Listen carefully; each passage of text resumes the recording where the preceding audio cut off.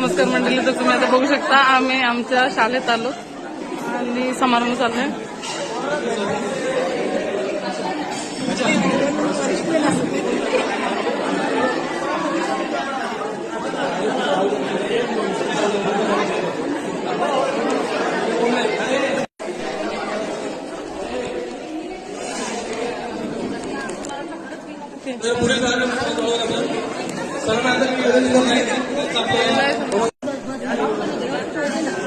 गाई चिकन 5-6